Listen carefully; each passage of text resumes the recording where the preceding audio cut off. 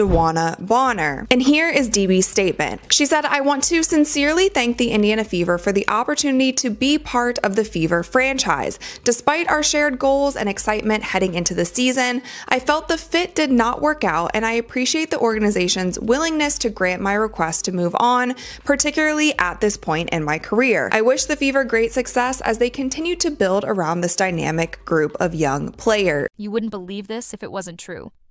In one of the most shocking midseason moves the WNBA has seen in years, veteran star DeWanna Bonner just walked away from the Indiana Fever.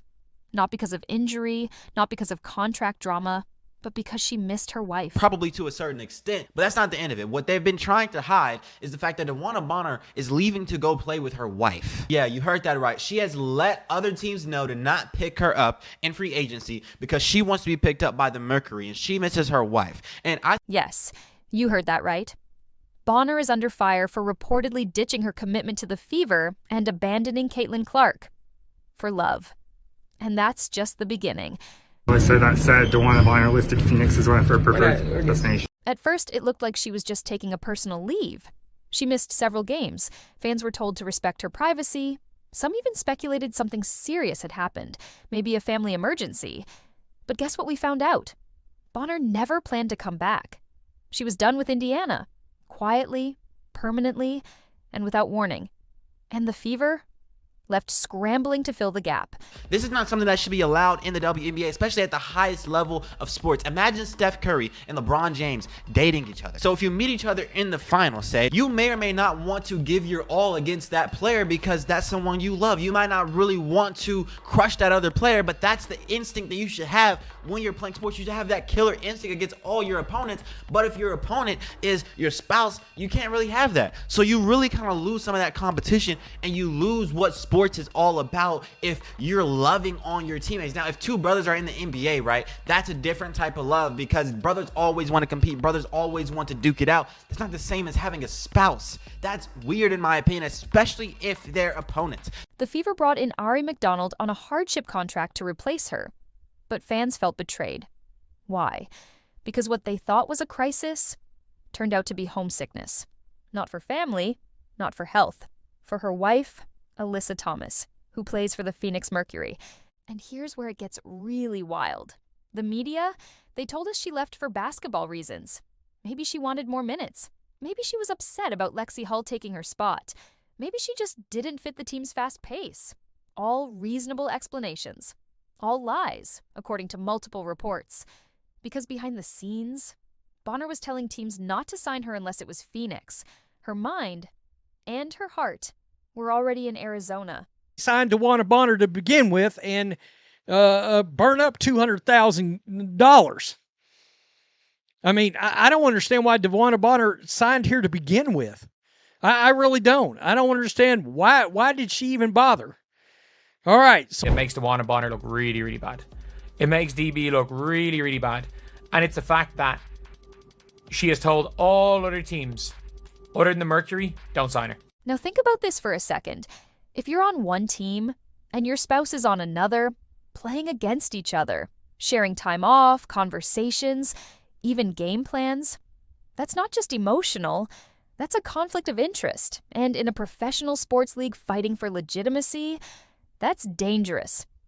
Opponents are dating each other, that is a whole liability in the WNBA. If you play on one team and your spouse plays on another team and you guys are playing against each other, and yeah, you still have to go home together, or maybe if you're on the different sides of the country, then you're not going to be able to go home together, but you're still going to be talking to each other, and then whenever you guys both have off time, you're going to go home together. That's a conflict of interest. You open up the door for sabotage, you open up the door for sharing other teams' playbooks and intentions going forward, you open the door for all type of gossip, all type of things that should not be happening between two opponents. Always going back to the olden days, professional sports has been about competition. You are not friends with your competition. Back in the day, Isaiah Thomas hated Michael Jordan. That was not something that they could go home to and then be buddy. Like, no, they hated each other and they wanted to beat the other player.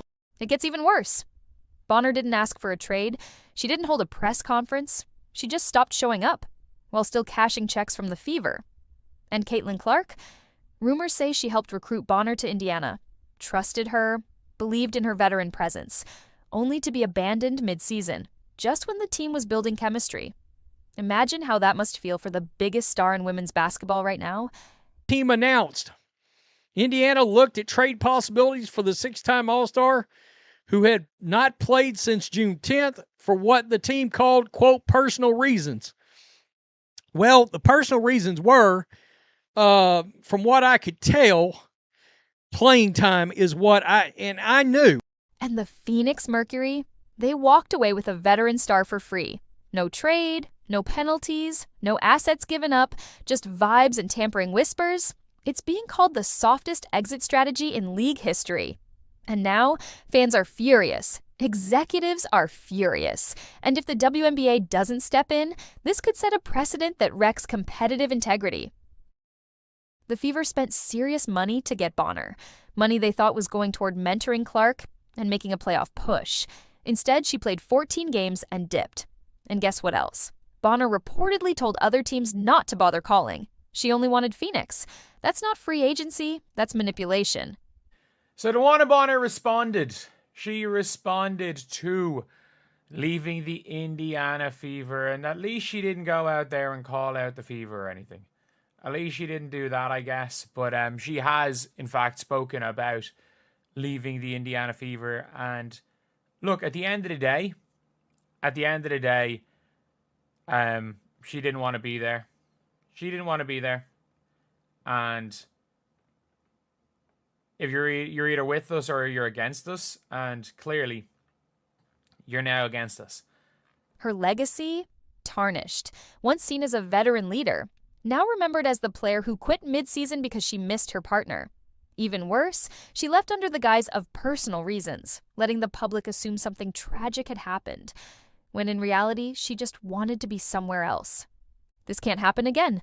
The WNBA needs to set the standard. Clear penalties, suspensions, caps on mid-season exits for personal gain. Because this isn't just about DeWanna Bonner. This is about every star who sees this and thinks, if she did it, why can't I?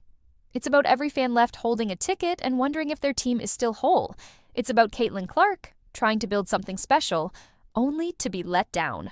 If the league wants to grow, if it wants fans to believe in the system, then this kind of drama cannot be the norm. The WNBA is filled with stars who sacrifice for the game, players who grind day in and day out for greatness. Let's honor them. Let's protect the game. Want more breakdowns, raw truth, and exclusive behind-the-scenes drama from the WNBA? Then make sure you subscribe to She Can Hoop Too, where we cover the real stories the mainstream media won't touch. Smash that like button. Drop your take in the comments. And don't forget to turn on notifications, because this season, you won't believe what's coming next.